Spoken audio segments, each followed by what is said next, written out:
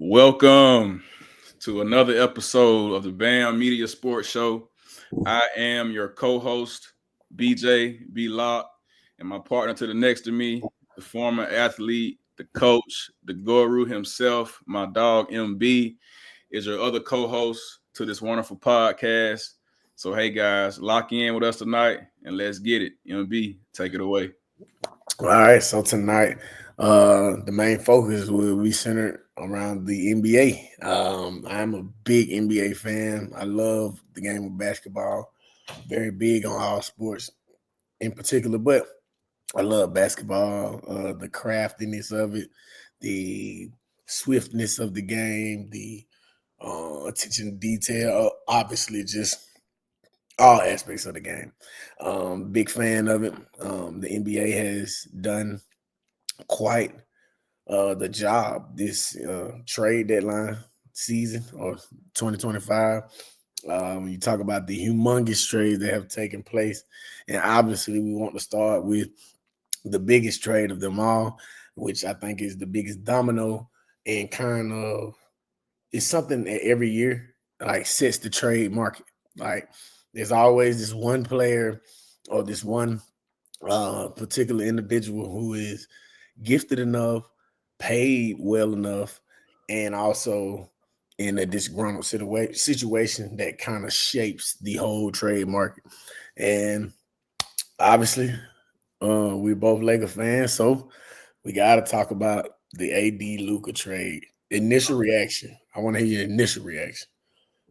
Initially, I was a little heartbroken. I felt like my boy Brun. I can't lie.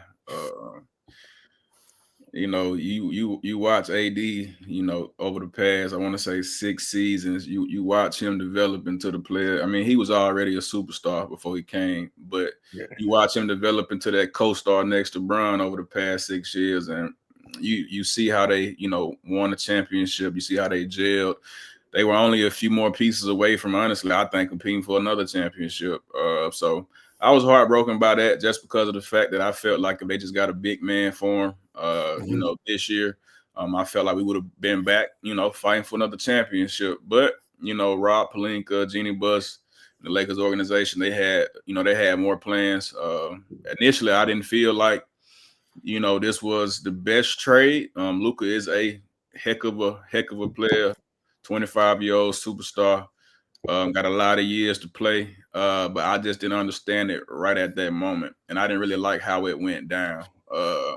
But that's my initial take. How did you feel initially when you saw the news break? I would say equivalent to how you just explained it. I was one heartbroken because anytime that you have a guy that has been a contribution to winning a championship, especially for the most storied franchise in the NBA. I know the Celtics have one up right now, but still the most storied franchise in the NBA, the Lakers. We're talking about a big deal. We're talking about the franchise. We're talking about essentially the entertainment factor, the lifestyle aspect centered around Los Angeles. Fact. You knew that the initial motive for the team and the initial reactions were not going to be the same. We're not going to be parallel at all because AD is a generational talent as well in his own right. His last game before he was traded from the Lakers was a 40-20 game.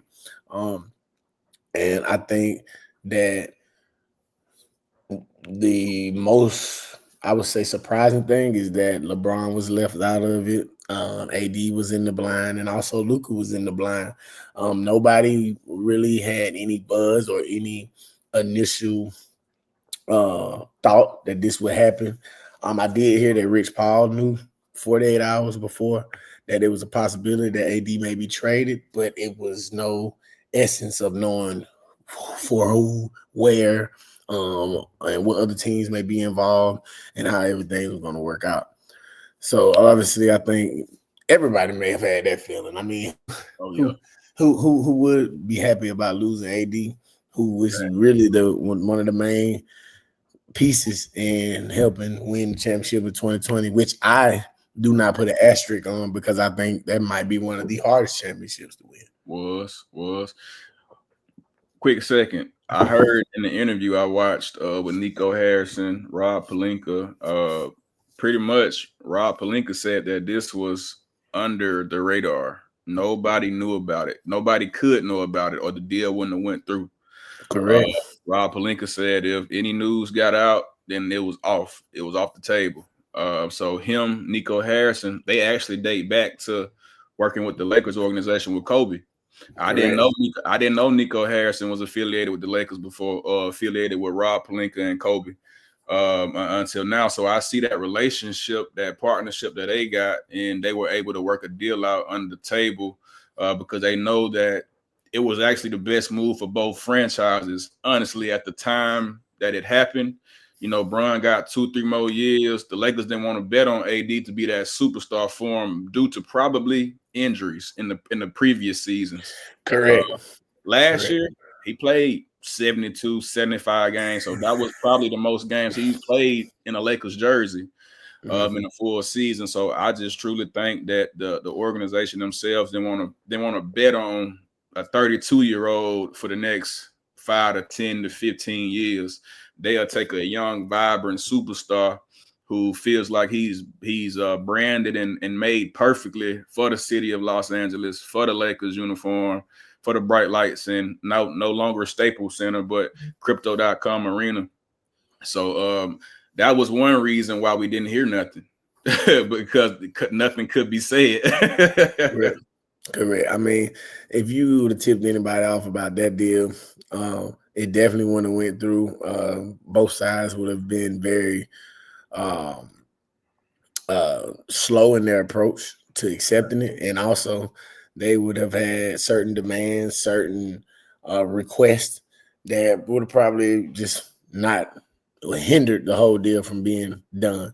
Yeah. Just to recap exactly what happened in that 3-team trade. The Lakers received Luka Doncic, Maxi Kleber, and Markieff Morris. Obviously, I think getting those other two guys was centered thinking around guys that could possibly be assets defensively and assets in doing the dirty work, screens, rebounds, loose balls, jump balls, charges, those types of things. Obviously, because the biggest question mark with Luka is, can he play defense enough to win a championship? Yeah. Ultimately, and that's what the Mavs put out as one of their main reasons But, you know, for trading. but did you hear what they said? Like, I didn't really It feel didn't. It didn't align. exactly like you saying the man 270, but that man do not look like he is 270 pounds. And then you saying he out of shape, bro. He played the most minutes last season out of every athlete, even Anthony Edwards, who was on the floor every minute of the game in the playoffs. That's something you have to take into account too. Exactly. So honestly, me personally, I honestly think the Mavericks messed up. I think they did great with the trade, but I think they did bad in how they represented the trade. Like I don't think you downplay a superstar, bro. Like he finna go to the Lakers with a chip on his shoulder. Cause now folks saying he overweight. So get what he finna drop to. He finna get that Bron regimen down pat. He finna drop about 30, 240. And he finna start giving buckets. They thought 35, 10, and 10 was some. Just wait, bro, because now he finna be a sponge to Bron, man. He finna be a sponge, bro, for the next 2 to 3 years. And Bron finna get these. and honestly, that's another point I want to make. Let me finish recapping the whole trade. So the Mavs ended up receiving Anthony Davis, obviously, Max Christie, and a 2029 first round pick. One of the stipulations in this trade that definitely was in favor of the Lakers was holding on to the 2031 first round pick, not having to trade both first round picks in order to make this happen. And then the Utah Jazz received the Jalen Hood Scafino 2025 second pick and two 2025 second round picks. So that was how that trade ultimately ended up playing out. The win, I think both sides won. It was an Even easy though trade. correct, and even though both sides, well, both fan bases will probably view it differently from an overall standpoint, Yeah, but who knows that much about basketball? Like truthfully. the normal fan. Like some people are attached to the entertainment factor, the glamour, um, the fascination of what those teams or those individuals that are playing can do. And then Yeah, some people actually analyze the game from an overall perspective, yeah. putting their selves in everybody's shoe in order for what they want to get done, Mm-hmm. which ultimately is accomplishing winning the title. So definitely an even trade. The Lakers got their star for the next 10 to 15 years. Who knows? If Luka absorbs LeBron like a sponge for the next 2 to 3 years, we may be talking about the next great. And the The reason next I say run from a less athletic uh standpoint yeah viewpoint, standpoint. but the thing is, who's to say he can't elevate his game on a year-to-year basis? The same way we watch LeBron. I want to commend LeBron on something real quick before we continue to talk about other trades in the league.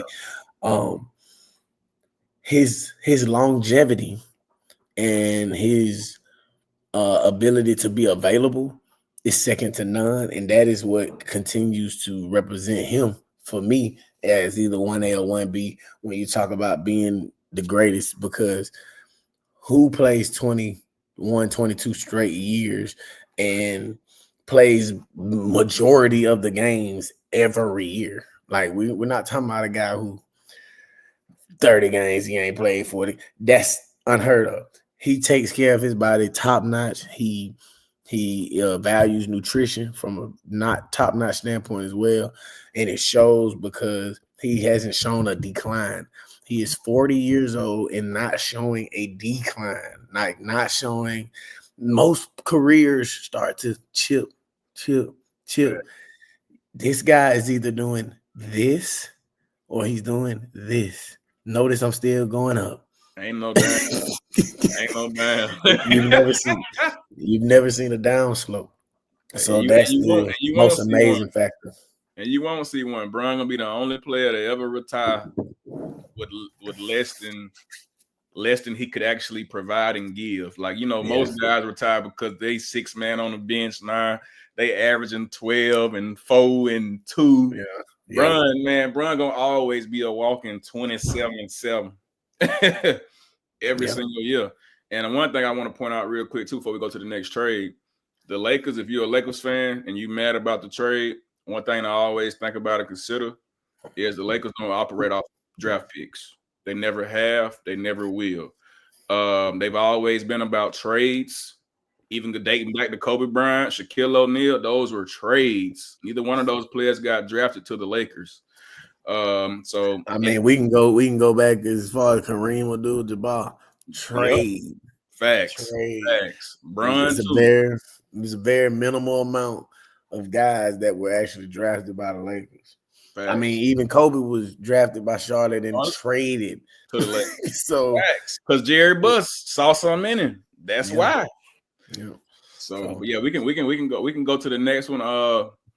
We got well, on my list right here, I got pretty much the Sacramento Kings and the Chicago Bulls. The Zach Levine leaving Chicago, going to Sacktown to play again with the DeMar DeRozan. Me personally, I like that. I don't know if it's going to prosper and turn into a lot of wins, or be able to compete with the high power offenses and teams in the Western Conference. But I do like the fact that they got some camaraderie and they got some familiar faces on the squad, and they still got Malik Monk. He just has to stay healthy. I think he can. I think he can go in every night and give out 20. Is this going to be about is he a playmaker? Can he also get other guys around him open as well? Because Zach Levine like to shoot that thing. DeMar DeRozan like to shoot that thing. Them guys are not point guards, and I don't truly think Malik Monk is a point guard. I think he's a two guard. Well, he plays like a two guard. So he actually is on record, um, giving people a breakdown of his game. And somebody asked a silly question about him not having any tattoos on his right arm, and he clearly stated, "Yeah, this arm is strictly for buckets. I'm not getting any tattoos on my right arm at all. This arm is strictly for buckets." So, with that mentality, you know for a fact he has the makeup of a great two guard. Now, with him being retained, he does have to now move to the one in order for them to be the most potent Yeah, team that they could possibly be. yeah, Having him at the one, Levine at the two, DeRozan at the three, you sprinkle in somebody at the four. Sometimes they may go four out one in personnel, and that I think it's Keegan Murray. yeah. It's I want Keegan to say Murray and 13. Sabonis If they go that, we're talking about something potent on offense still. for sure. I For do sure. like De'Aaron Fox. I like what he's able to bring to the game, but I think moving Monk to the one gives you ability to speed the game up a little bit, just because those are two different playing styles when they have the ball in their hand.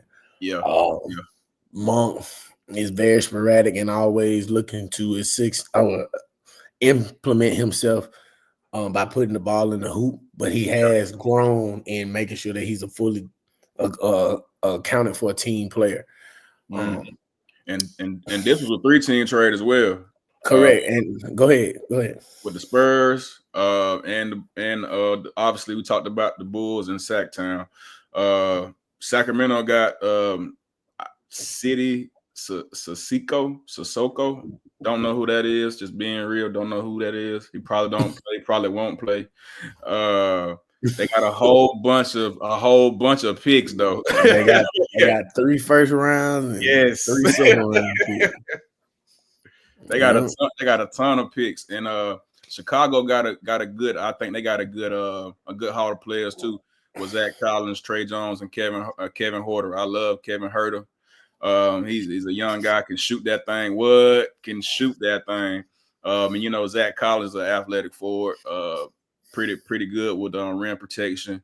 Not much of a. Not I don't think he's too much of a scorer, but he is great with rebounding and great playing defense. And then obviously I think who got the better end of the trade, the San Antonio Spurs. I think De'Aaron Fox, Wemby, Steven Castle, man. Oh, Stephon. Stephon Castle, and then you got CP. You still CP, got CP. he operated You got off the Johnson kid that's very Keldon, hungry. Keldon Johnson. Um, and not only that, we talk about pairing D Fox with Wimby, but the whole The whole I team. would say the whole that I like it, but I think the underlying factor that sells me Mm-hmm. is the ability for D Fox to sit and learn from Chris Paul. Facts. Uh, Facts. Chris He Paul going to will that be too. He correct. going to that Chris too. Paul, Chris Paul, they can do lineups to where they put both of them on the court at the same time and slide D Fox to the two, so he inserts himself more from an off the ball standpoint. Yeah. And they can also, sub Chris out and go D at the one, and now you got Castle at the 2 and 3 Mm-hmm. playing off Wimby screens, high screen and rolls, high screen and pops, because Wimby can shoot it as well. That's what makes him so lethal. And I love it for a longevity standpoint because D Fox is like 26, 27, maybe. So we talking about Wimby, what, 19, 20, 21? He's something like that. He young. We talking about something that's you're gonna see for possibly the next 10 years. Facts. So, but yep, that was a good trade. That was the second breaking news trade. This just happened today, and we can talk about more in a second. But I have to talk about Jimmy Butler. I don't like it. I don't like it. Explain to her why you don't like it. That boy finna make Steph retire. I promise you, him and Draymond get the fight. I promise you. Jimmy attitude, bro. Bro, I honestly don't want him on my team, bro. He's been a counselor in many locker rooms, bro. on multiple teams from Miami. He been suspended 2-3 times this year for leaving practice, for saying crazy stuff. Like I just don't think he fits with the Warriors organization and what they stand for. They don't have though. I don't think they've had that kind of player except for Draymond. But that's just Draymond. You don't need two Draymonds on one team. That's not gonna work. And I just don't think he gonna sit there and take Draymond backlash when Draymond get on him. You remember when KD used to get Draymond used to get on KD, and him and KD used to go back and forth. Jimmy Butler a little different from KD. He ain't gonna want to hear that. So unless somebody can lessen their ego and take their pride out of it and work together, for one common goal, I don't think it's gonna work. And I just don't see his play style fitting. He kind of plays the everything. Jimmy kind of like a point forward, point guard. I think he tries to get people involved in the game. So unless you're gonna let him kind of, get the ball in his hands a ton of times and let Steph kind of roam free and let Jimmy try to, find him. I just don't think it's the best trade or the best fit, I would say. But yeah, what you think about it? Well, to be honest, I just don't really. I don't know. I first of all, where do the Warriors get all this money? You got to pay Jimmy Butler, and he also didn't just get traded. He signed a 2-year extension. So he signs a 2-year extension for $121 million. You're paying this man north of 60. You run an offense that he signs a 2-year extension upon trade agreement. God, that's a waste of money. Jimmy Butler ain't that good. 60 million. Oh my God. 60 million. He is a max player. He took 8 seed to the finals. He took the 8 seed to 6 games in the finals. That's because of Esar. Well, it used to be. Like I said, these are all the credentials that stack up in order for him to be eligible for the max. You got to think about it. One of the biggest storylines in Luka trade is they traded him, and now he's not eligible for a $345 million max deal. Supermax that would have been in Texas with no state income tax. Now you go to LA where the state income tax is high. So if you ever do sign that max or supermax, it's the money ain't gonna be the same. How about that? Money ain't gonna be the same. Yeah. But yes, the Warriors locked in Jimmy Butler for 60 plus for the next 2 years. Steph is eligible for an extension here soon, I want to say. And my question is, how do you make sure he stays? He ain't going. I don't think he's going nowhere. He's not. But where's the money coming from? Because you're going to have to pay him more than Jimmy. Well, Jimmy finna be gone after this year. This was a pocket rocket deal. Someone just finished the year off to ship Jimmy out of Miami because they were tired of. They just had to find a host. The Warriors need somebody because obviously they falling down in the standings. In the Western Conference, I want to say they between 10 and 12 right now, or 10 and 11 right now. So they need some help. Steph needs somebody because Draymond ain't doing it. Honestly, Butler is 35. He is 35. And his game ain't helping Steph no more, bro. Like without Clay, that don't function the same. It hasn't functioned the same. Let me tell you who had to go. So Butler, Golden State, they had to send out Wiggins, Lenny Waters, Dennis Schroeder, Kyle Anderson, and a first-round pick. Oh, he's not worth that. Wiggins. Now, Wiggins and the first-round pick, I'm really tripping on. He ain't even better than Wiggins right now. I know, bro, but what I'm telling you is if it's a temporary deal, we'll find that out very, very soon, you know. Yeah, when we found out Draymond done punched another player.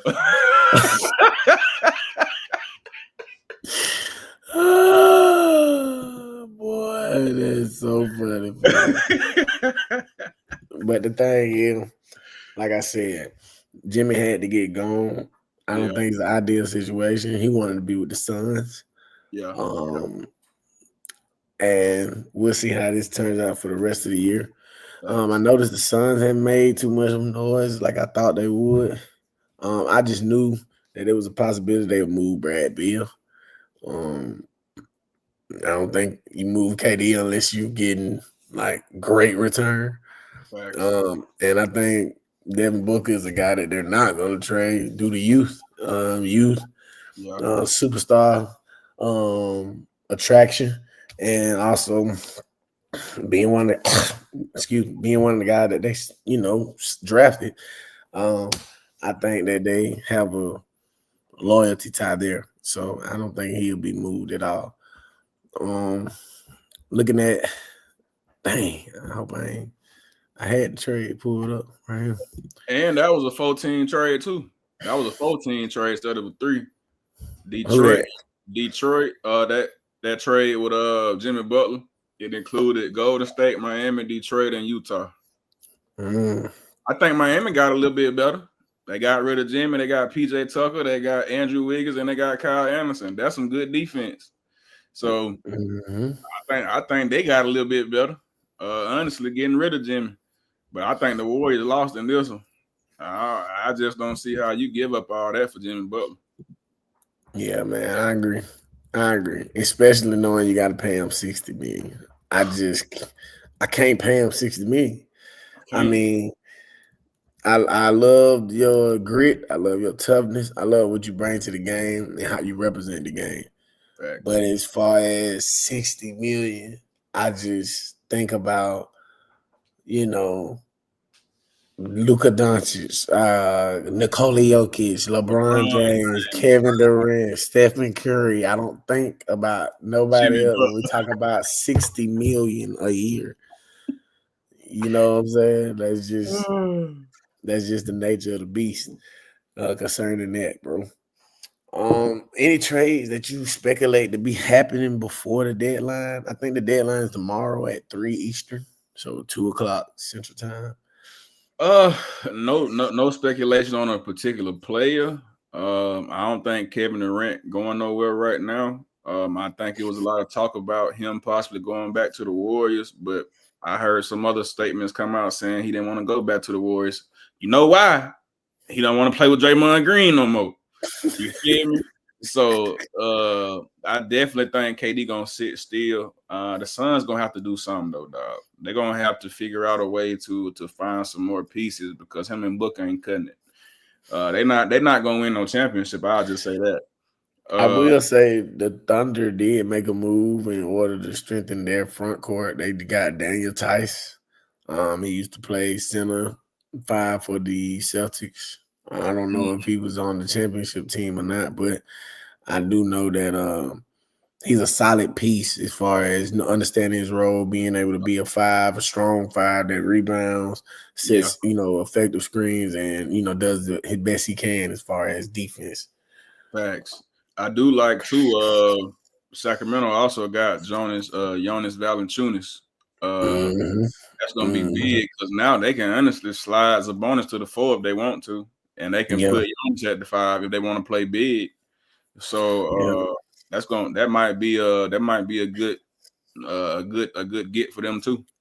What do you think about the Bucks trading for Kyle Kuzma and sending Chris Middleton to the Wizards? Cause just like I'm looking at the Warriors and the Heat, bro, why you gonna get Kyle Kuzma for Chris Middleton? Granted, Chris Middleton came off a couple injuries, but who is Kuz, bro? Without the Lakers, let's be I real, bro. mean, Who is Kuz you without the know what Lakers? they correct, and that's exactly how they plan to use him. They plan to use him the same way he was used in 2020, which was off the bench, quick offense, uh, uh, picking pops or swinging, catching shoots. So I think that is exactly how they're going to use him, knowing that Dame will be primary ball handler in game time, clutch time, and also Giannis. Yeah.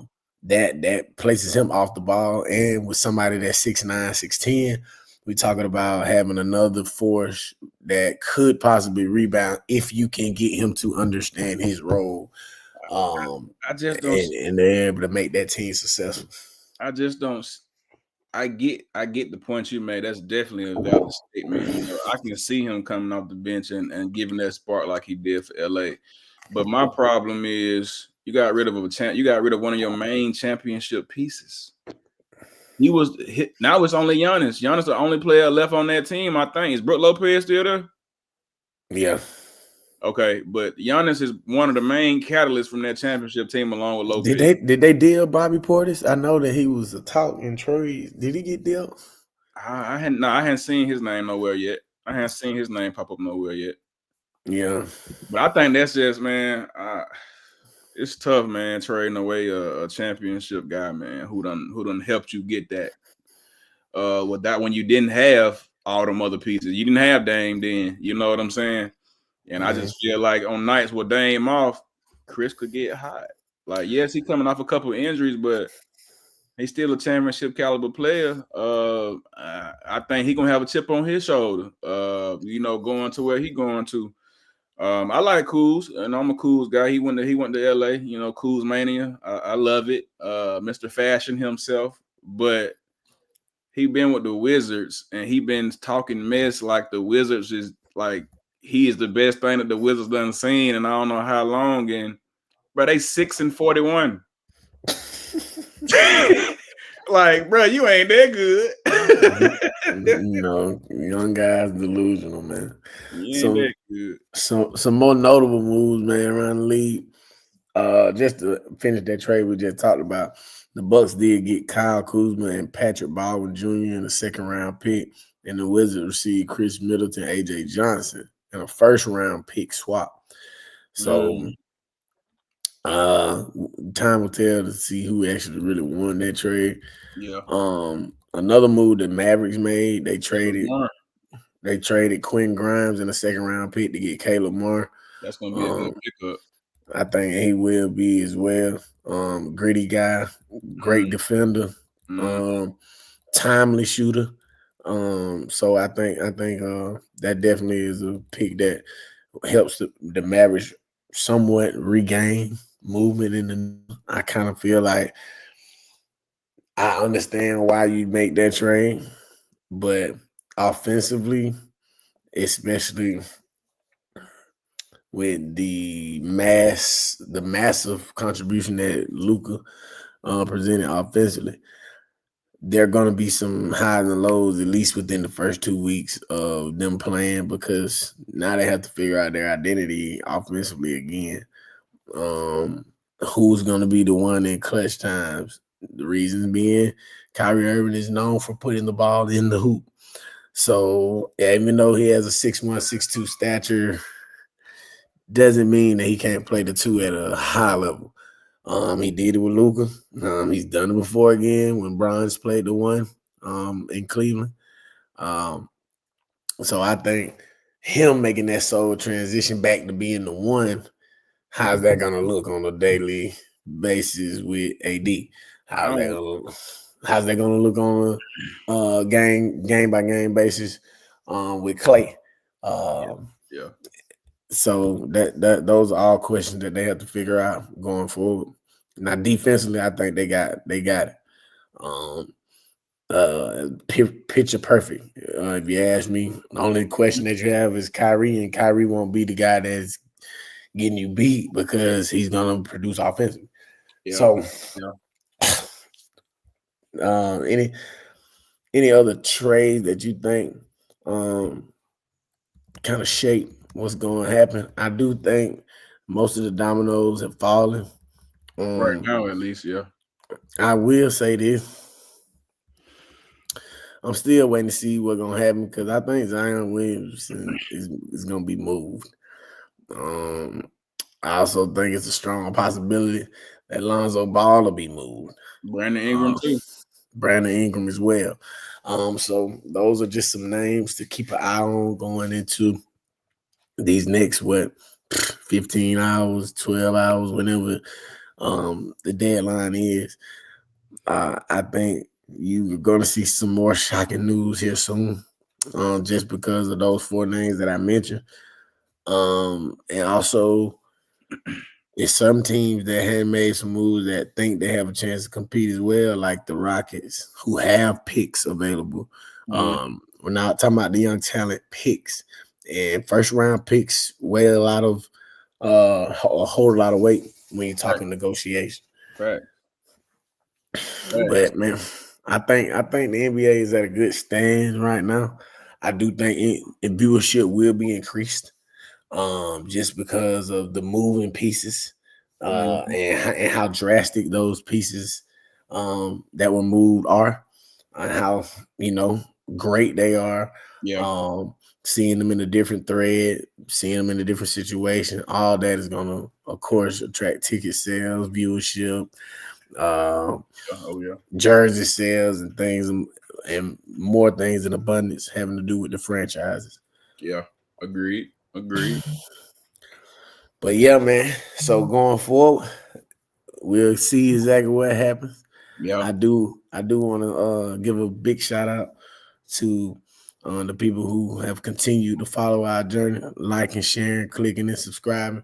Our subscribers have continued to go up slowly but surely. Had to start somewhere, Oh yeah. and we'll continue to craft, but also continue to bring you all more and more good content, diverse content. There will be some more topics coming up in the future. We're talking um, a little bit of world news as far as how some of the things that are happening politically, globally, weather standpoint, foreign relations, so many more things. ICE, in our personal lives and career fields, and how that we're navigating through that and approaching it going forward. And we got to get back on that football. You all will see another coaching carousel episode regarding football, but also 2025 outlook regarding the fall season that will be coming up, and also spring off season, because today was actually the second signing day Hmm. for college athletes. So we'll be able to really analyze the whole 2025 class and get a great look on 2026 outlook as well. Yes, sir. So once again, thank you all for tuning in to BAM Media. We will continue to go up. Blessings and miracles, Brandon and Malcolm. Peace.